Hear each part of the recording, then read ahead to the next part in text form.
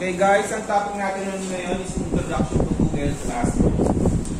Google Classroom is a learning management system. Na-try nyo na ba yan? Nag-ano ng survey? Last year na-try nyo? Okay, inano na nga yan ng DepEd, nag-start up na yung COVID. So na-try ko na yung LMS or Learning Management System sa previous school ko. Ang ginagamit namin is Canva. Ang Canva kasi, pwede ko siyang differentiate sa LMS, sa Google Classroom. Kasi yung Google Classroom, naka-ano na yung Google Workspace, di ba? Yung mga calendar, Google Meet, sino pa ba? Google Sheets, Google Docs, at yung iba pa.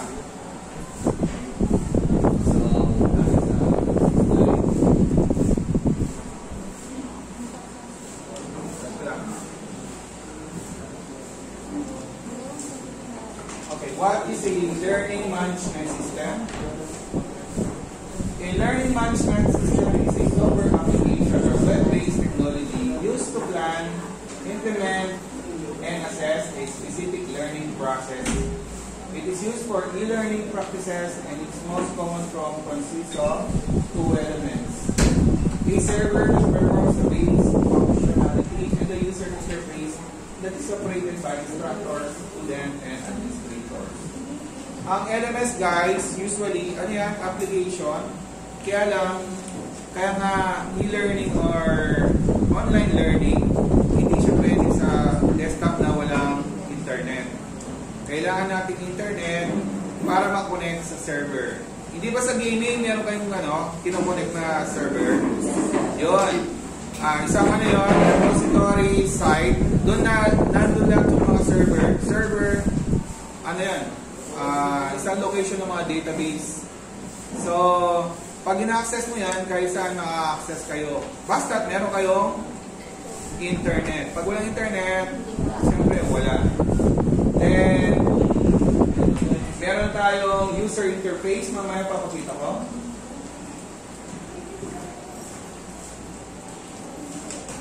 Okay. Typically, an LMS, ano kasi LMS? Learning management system provides an instructor with a way to create, deliver content, monitor student participation, assess student performance. It may also provide students with interactive features such as threaded discussion, video conferencing, and discussion forum. Ang sabi niya, it's a way to deliver content. Sa Google Classroom kasi, pwede mong attach yung mga topic natin. Example, yung weekly topic natin module 1, i-attach lang doon para ma-preview nyo or matignan nyo yung mga gagawin nyo. Then, I can monitor students' participation, lalo na sa mga pagpapass nyo. Meron kasi doon, information kung sino na nag-pass at hindi pa nag-pass. Kaya madali siyang malaman kung active listed estudyante or hindi.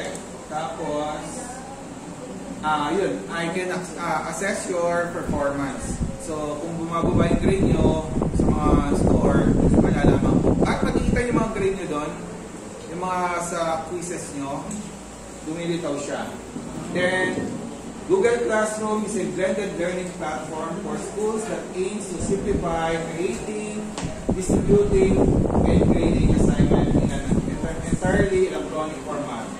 It was introduced as features of Google Apps for Education following its public release on August 12, 2014. 2014, nag-aaral na ba kayo nun? Yes. LM na. Okay. So, pwede yung gamitin ng mga private at saka public school. Sa private, usually meron yan free account kasi sa last ko itong tinuruan, hindi sila nagbayad pero nakapag-subscribe dahil isa silang educational institution. Pero dito sa atin, sa DepEd, binayaran yan. Kaya nung pandemic, full glass yung paggamit. Nag-die down lang ngayon kasi face-to-face na. Pero sa mga ibang private school, ginagamit pa rin sa sa kanilang education at lalo na sa mga college, sa higher education. Kasi kahit saan yung mga mga instructor, pwede sila mag-submit sa mga estudyante. Okay. So, lalo na sa college, importante yan. Google Classroom is a tool in Google Apps that enables instructor to create, organize assignments quickly, provide feedback, efficiently, and easily communicate with their classes. So, dun sa natin, actually meron tayong stream doon. Meron siyang for general viewing. So, makikita ko merong announcement yung teacher. With Classroom, instructors are able to create and correct assignments. Classroom weaves together Google Docs, Drive, and Gmail to help teachers create and correct assignments paperlessly. They can quickly see who has or hasn't completed the work and provide direct, real-time feedback to individual students. Kaya nga sabi kanina, paperless siya. So, napakadali. Lalo na sa natin, sa scenario natin, di ba, lipat tayo ng room, isa nakakalimutan, cellphone, nakakalimutan, o hindi man nakalimutan. So, nakakalimutan natin yung mga or next time, or minsan, yung mga teacher naman, nag-misplace yung papel. Lalo na pag marami na, nakita nyo lipat-lipat yung mga teacher, minsan merong naiiwan, ganyan. Last time kasi, nagsubmit din ng notebook, nilagay namin sa faculty. Ako siguro 8 yun. Hindi ko alam na minuti ni Ma'am Yoni. Tanong mo estudyante sa akin kasi alam ko kasi linilay ko na dun sa lalagyan. Hindi ko masagot at hindi ko pa na-check. So hindi ko pwede bigyan ng grade. Ang nangyari, pinapaulit ko. Pero unjust naman yun, di ba? At least, natanong ko, naglakad ako, yun. Nakita ko nasa sulok ko mga 8 notebook. So, magmula noon, nag-online na talaga. Then, sabi nga, gagawa kayo ng docs or slides, na-connect na sa Google Classroom. So, napakadali. Hindi ka na kailangan ng gumamit ng third-party software dahil si Google Workspace, kompleto na. Yun, make an announcement, ask question, comment with students in real time, improving communication inside and outside of the class. Stay organized. Classroom automatically create drives folder for each assignment and for each student. Every time magsasubmit kayo guys, magkikreate siya ng sarili niyang folder para sa isang particular subject. Then, Google Classroom ties many Google products together to help educational institutions transition to a paperless education system. So, paperless talaga, efficient yan. Okay, so ito ang nagbigay na sample guys. Tingnan nyo. Google Classroom, yan ang user interface ko. Kung makikita nyo, nandiyan yung mga section. Tsaka grade 12, Business Science, grade 9, ICT, grade 10, ICT. Yan guys, nagtuturo ako dito, nagtuturo ako sa ibang school. So, kahit 10 school pa yan, pwede ko pagsabay-sabayin. Malalagay yung mga subject dito. So, grade 12, Adobe 1, 2, 3, 4, grade 11, Java. So, puro programming yan kasi yun ang tinuturo ko sa ibang school. Tapos, media information, dito yan sa school natin. Doon sa side, makikita nyo yung calendar. Nakikita yung calendar. So, pwede mag-set ng Google Meet ng advance. Pag nag-set ako ng Google Meet, lahat kayo maka-receive ng notification. Then, ito yung mga to-review ko. Dito yung per section. Ayan. Per per section. So, grade 12, grade 9, 11, nandyan lahat sila. Then next, okay. So, yan yung per classroom. Tingnan nyo sa taas, empowerment technology. Then meron siyang oras. Ayan, so TTH, iba yung oras niya, 1:30 to 2:30. Tapos, Friday naman, 11:30 to 1:30. Then, meron siyang per topic. Ang unang topic, syempre, orientation. Then, module 1. So, kiklik ko to para makita natin yung itsura ng Google Classroom.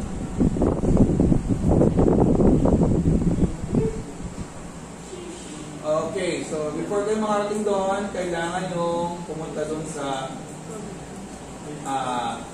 account nyo. So, yan ang account. Ibang account yan. So, yung yan, private account. Pupunta ako sa DepEd. Ayan. So, ayan yung user interface niya. Kung makikita nyo, organized na siya. Then, ito yung account ko. At ito yung user interface or dashboard ng Google Classroom. Ayan. So, tingnan nyo kasi gagawa kayong ganyan. Okay, so, ayan yung Google Apps. So, nakano sila? Connect.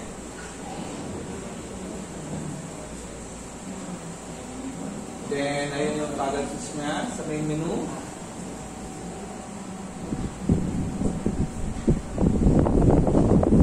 Ayan, si calendar. Ayan. So, magkiklik ka lang ng specific day, pwede kayo maglagay ng Google Meet or announcement.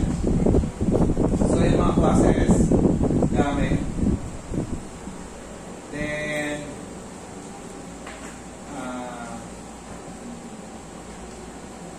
ayan, to review. Kung nakikita nyo, merong turn-in, assign, at saka graded. So, yung isa, sa una, may turn-in na, assign, at saka graded. So, ang ilan na turn-in? 1 pa lang. Yung iba naman 4, yung iba 8. So, nakikita ko doon yung mga estudyanteng graded. Then, pwede yung create ng class. Ayan. Join class kung sasali kayo. So, ito, mag-ano ko ng create ng class. So, usually, pinapangalan ko na lang is yung subject para matandaan ko. Ayan. Class name na nilagay ko is Empowerment Technology. Section. Yan. Pwedeng grade and section. Nilagay ko ata dyan. Yan. Nakalat ko tayo. Naglalat. Grade 12. Doon na. So, Empotech. Room. Pwede ka mag-specify ng room. Pero nilagay ko dyan is online. Ayan. Pag-prepare na. Create. Madali nyo lang gawin yan, guys. Tutuyan pa lang kayo ng idea. Para at least, pag mag-create kayo, malagay lang. So, ayan na siya. Meron na akong bagong class. Pwede nyo palitan yung background design. Ayan. Pwede yung set of color. Or meron kayong choices sa themes. Ayan. Sports and others. Pili lang ang gusto nyo. Huwag lang hindi lang tayo Yes, pwede kayo mag-upload. Kung marunong kayong mag-design ng konti sa Photoscape o dun sa mga inaral natin last time, i-upload nyo lang para meron kayong customize. So, meron siyang class code. Ayan guys, pwede kayong compare yung class code at send sa mga students. So, ganyan gagawin ko, sisend ko yung class code para ma-enter kayo sa class na Empowerment Technologies. Then, pwede kayo generate ng Google Meet. Ayun o. So, nandyan na lahat yung kailangan sa isang apps.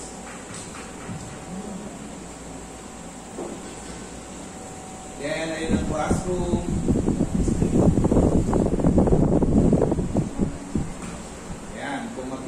kayo ng assignment. Quiz assignment, question, material, example, PDF, or doc.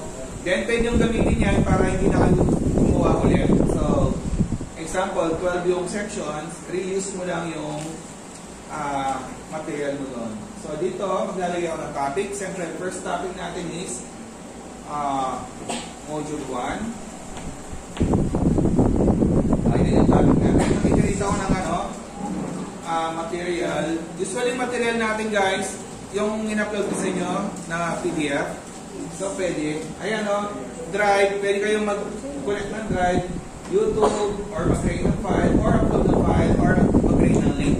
So, meron tutorial sa YouTube. Pwede lang share yung niya, link. So, napakadali. Kung kaya mo lang mag-create ng docs. Ayan, hanapin ko yung PDF natin.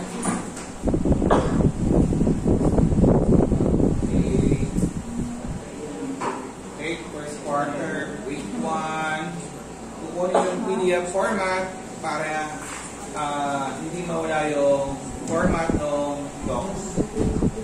Ayan guys, so lagi yung title, Introduction to Empowerment Technology. Yung introduction guys, pwedeng gamitin yung title ng yung module. Di ba may title yun?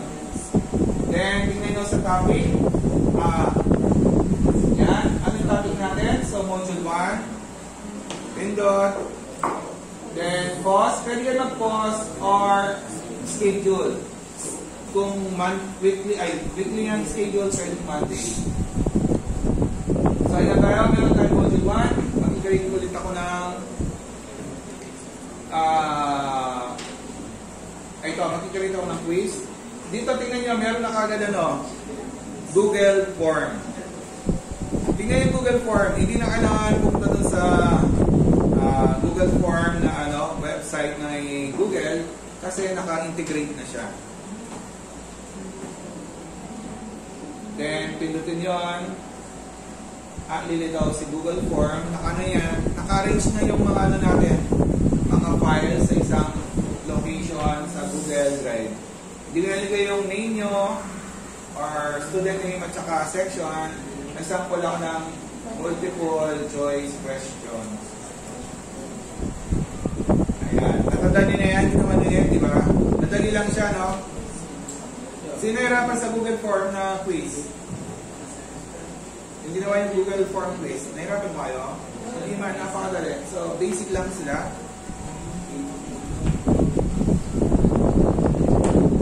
Okay, then lalagay natin yung caption. Actually, dapat doon ako sa taas. Doon sa taas para isang na lang paggawa. Yan. So, lagay natin yung required. At, ang importante is answer E.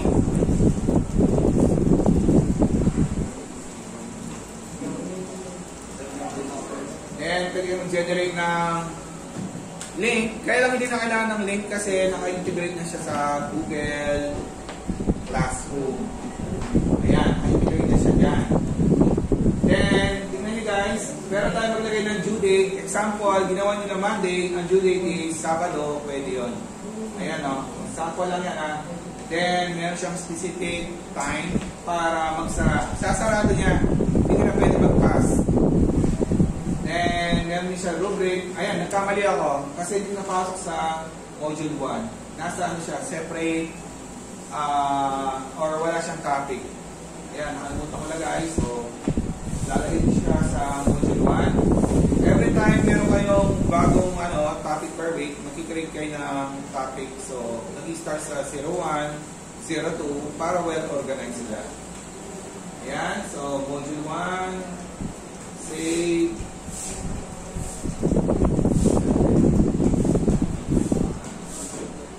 Dalawin na open ko pala kaya hindi siya na-save sa module 1. Ayan. Nagkamali ulit ako. So, open ko ulit.